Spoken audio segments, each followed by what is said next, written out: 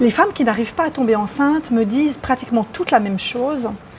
En fait, elles ont l'impression que leur ventre est vide, vide de cet enfant tant attendu, malgré souvent une vie riche et intéressante, créative, par ailleurs. Une sensation de vide, en fait, qui peut se ressentir même parfois physiquement. Ça peut faire mal, crisper, tendre le ventre. Alors, est-ce que tu connais ça? Mais si je te disais que ce ventre que tu ressens comme vide n'est pas vide parce que tu n'as pas d'enfant, non. Il est vide essentiellement parce que tu es en manque de toi. Alors reste avec moi parce que je vais t'expliquer ce que j'entends par là. En réalité, tu t'es vidé.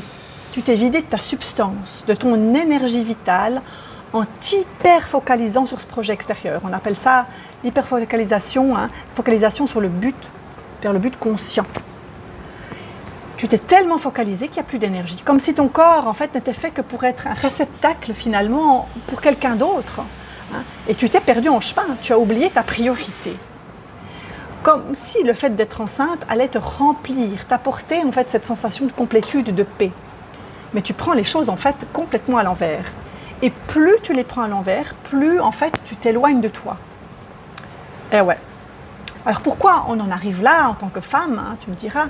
Eh bien déjà, il y a quelque chose à considérer, c'est que la société met une pression énorme sur les femmes encore actuellement.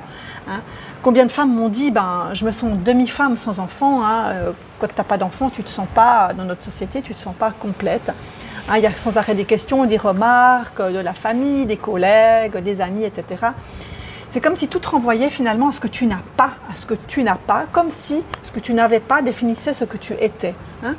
Et peut-être que tu as des amis qui ont déjà des familles, tu te sens du coup différente, incomprise, seule, parce que tu n'as pas le même rythme de vie, pas les mêmes préoccupations. Et du coup, il y a un vide, sensation de vide qui s'installe, sensation d'être inutile. Et souvent, c'est honteux. Comme si le fait de ne pas avoir ce que tout le monde a, enfin, entre guillemets, faisait de toi quelqu'un de moins digne d'amour, de moins intéressant. Alors, depuis toute petite, on est programmé pour imiter nos mères, pour materner, pour jouer avec les poupées, etc. Et la société valorise énormément, en apparence du moins, le fait d'être parent. En tous les cas, regarde quand tu vois une femme enceinte ou un nouveau-né, tout le monde s'agglutine autour comme des mouches, comme si ça devenait intéressant, la femme devient intéressante, le bébé. Par contre, quand les enfants grandissent, ils dérangent, en tout cas en Occident. Par contre, parler des prouesses de ces enfants à l'école, en sport, ce qu'ils font à la crèche, etc., tout ça, leur bricolage de Noël, tout ça semble intéressant, valorisant. Parce qu'on entre dans le moule, en fait, on vient à se conformer, on devient, comme si ça nous donnait une raison d'être, finalement. Mais tout ça, ce sont des programmations culturelles, et ces programmes sont profondément ancrés. Même quand on se croit détaché de tout ça, même quand tout cela nous semble lointain pour nous. Alors, selon ma propre expérience personnelle, et en tant qu'accompagnante, je te dirais ceci, c'est que tant que tu restes enfermé dans ces croyances sociétales finalement, tant que tu restes encore activé par cela, tant que tu laisseras ces programmes finalement inconscients te mener par le bout du nez, tu vas continuer à souffrir. Donc souffrance, tristesse, frustration, parfois même dépression. Moi j'ai reçu des femmes qui étaient dépressives parce que cette envie d'enfant ne se concrétisait pas. Et ça va impacter évidemment ta vie de couple, et j'en parle dans une autre vidéo que tu peux aller voir. Ça va impacter ton niveau d'énergie, ta joie de vivre, ton envie à enfanter d'autres types de projets, un voyage, des activités artistiques, etc. Parce que tant que tu attends que la société, l'extérieur, te vois comme complète, sans enfant, tu vas rester malheureuse longtemps. Alors, moi, ce que je pense profondément, c'est qu'on n'influence pas la société, on n'influence pas l'extérieur, on influence le monde en se transformant soi-même.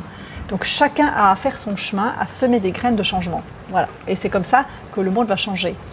Et en tant que femme pionnière, parce que si tu m'écoutes, tu fais partie des pionnières, tu n'es pas venue répéter ce que fait le reste de l'humanité. La procréation animale, on continue, etc. Oui, cela fait des siècles et des siècles et des siècles et des millénaires que c'est comme ça. Non, tu es venu apprendre à finalement enfanter différemment, pour amener un changement de paradigme. Alors oui, bien sûr que le fait d'avoir un enfant comporte la dimension physique, mais il y a autre chose à considérer. Et déjà, tu dois comprendre que tu es née fille, ok ? Mais du coup, tu n'as aucune obligation d'être mère. Ce n'est pas relié directement, plugué au fait d'être fille. Ok? Regarde les hommes, ben, ils ne se posent pas autant la question. Hein. S'ils n'ont pas d'enfants, ils ne se sentent pas demi-hommes. Hein. Et une fois que tu as retrouvé cet espace en toi, et ça c'est un cheminement, c'est souvent un cheminement qui demande un accompagnement, que tu es dans ton centre, là où les vrais choix peuvent se faire, là tu vas pouvoir entrer dans l'énergie de la mère. Et le fait d'enfanter, eh bien, ça nécessite de s'ouvrir à plus grand, au vivant, en soi et autour de soi. Ça nécessite de devenir une terre d'accueil pour la vie, avec un grand V. Alors c'est le point de départ pour toute femme pour qui la grossesse ne va pas de soi.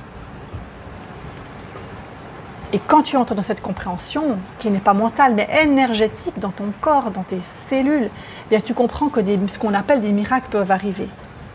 Pour ma part, je suis tombée enceinte à 40 ans, presque 41 ans, après 2 mois d'essai seulement, malgré une endométriose de stade 4, des ovaires en très mauvais état, après plusieurs opérations d'urgence, et un refus de la médecine en plus, de m'ouvrir les portes de la procréation médicalement assistée. Donc c'est possible, je ne suis qu'un exemple parmi d'autres. Incarner le miracle, c'est possible, pour autant que tu prennes les choses par le bon bout, tout simplement. Alors, j'aimerais bien que tu me partages en commentaire, est-ce que tu te reconnais dans ce que je viens de te décrire?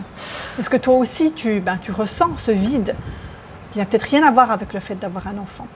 En tout cas, pas au premier plan. Ça me ferait plaisir de te lire, de t'entendre, même en message privé, je lis tous vos messages comme tu le sais. Et si tu sens que cette démarche te parle, eh bien, que tu as envie d'aller plus loin, je t'offre le passage. C'est un cadeau gratuit pour toi. Tu trouveras le lien ci-dessous.